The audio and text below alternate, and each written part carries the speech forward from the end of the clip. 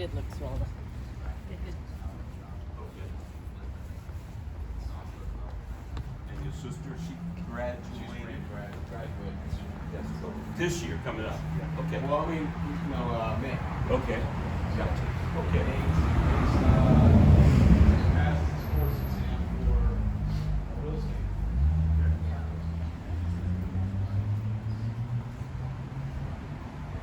Thank you. I'm flattered by this turnout because you have so many State of the Unions to choose from tonight, and you chose mine.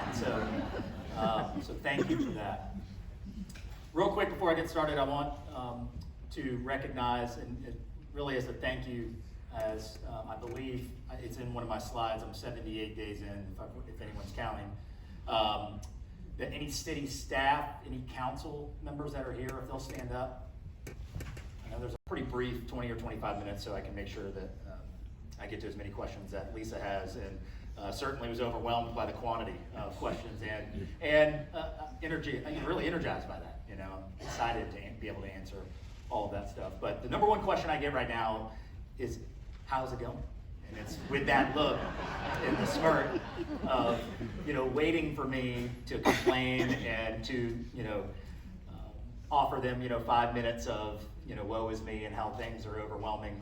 And what I really say two things. I said, well, number one, you can never, to be in this position, one, I'm so grateful to be in. You know, you can never fully prepare for of course, the consequences of your decisions, right? I mean, this is something that every decision you make, big and little, affect a lot of different things, affect you guys. But, you know, so obviously that is unprecedented.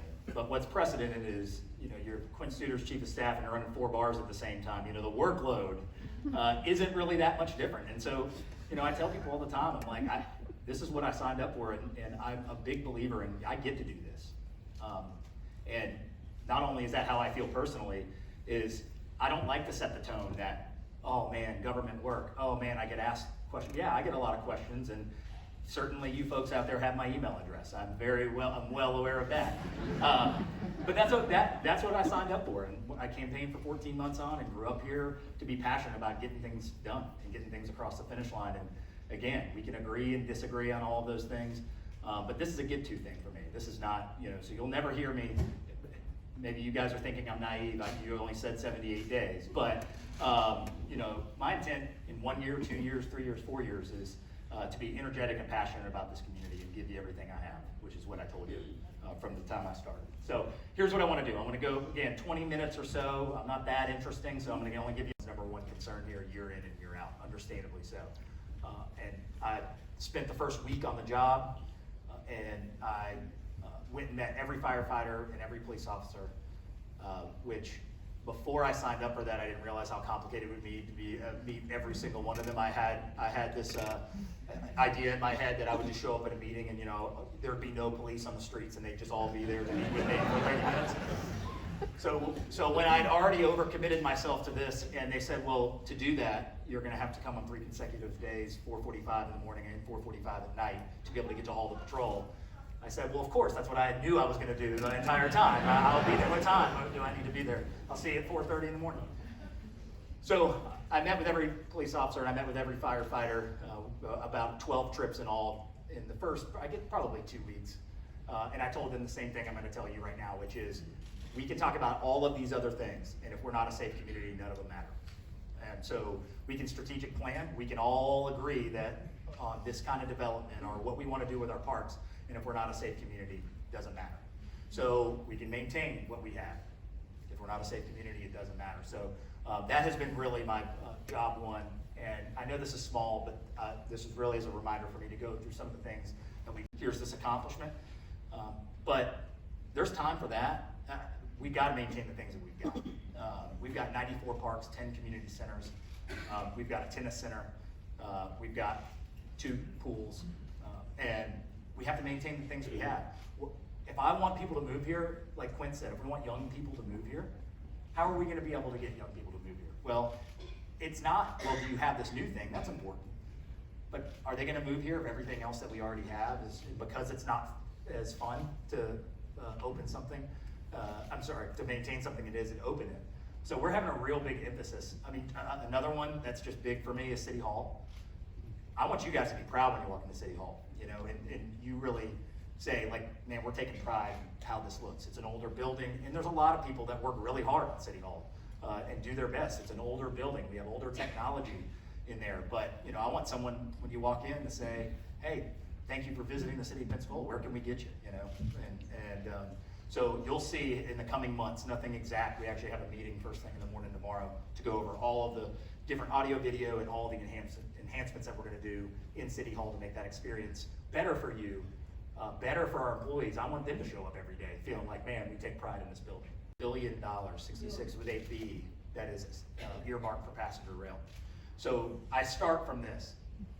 I can't promise you whether we're gonna get Amtrak or not. I'd be crazy to do that. But what I'll tell you is, 5 years ago and 5 years from now is the wrong time. If we're ever going to look at it, it is right now. And I'm talking about in the next 12 to 18 months. Not service getting here, but that we vet this out and see if this is possible.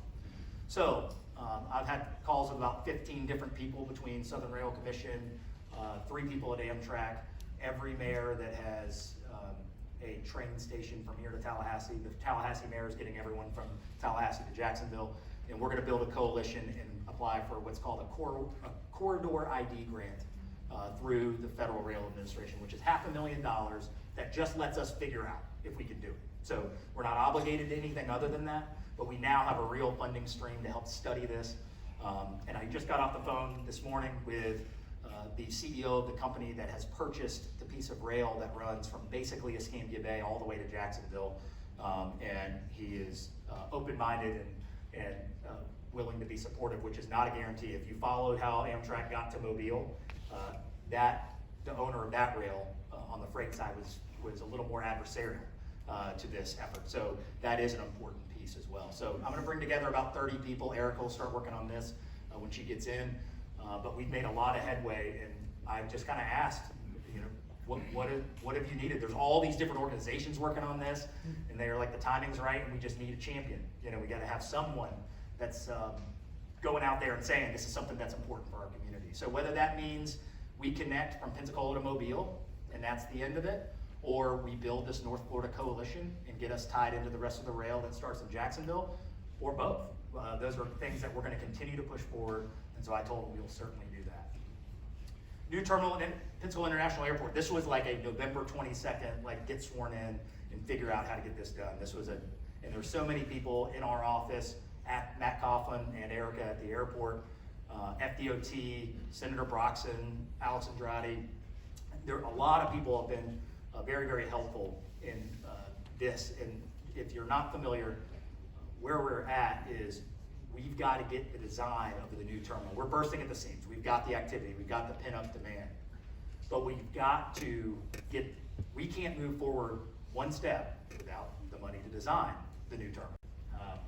You know, we knock on doors all the time, and you know, I would get asked in a lot of different ways why you want to do this. Like, are you crazy, or are you know? And it's good. Talk them out of it. But it's what I said at the beginning. I get to do this, you know, and I didn't like the idea of someone not waking up every day trying to make this the community where I'm from, where a lot of you are from, the best that it can be. So I'm really grateful for everyone who voted for me and everyone who will vote for me next time if they didn't. I'm very grateful for your support, and just know that, again, at the end of the day, I want you to know that we got a lot of people working really, really hard for you, and I promise you that. I can't promise you'll agree with everything that I propose.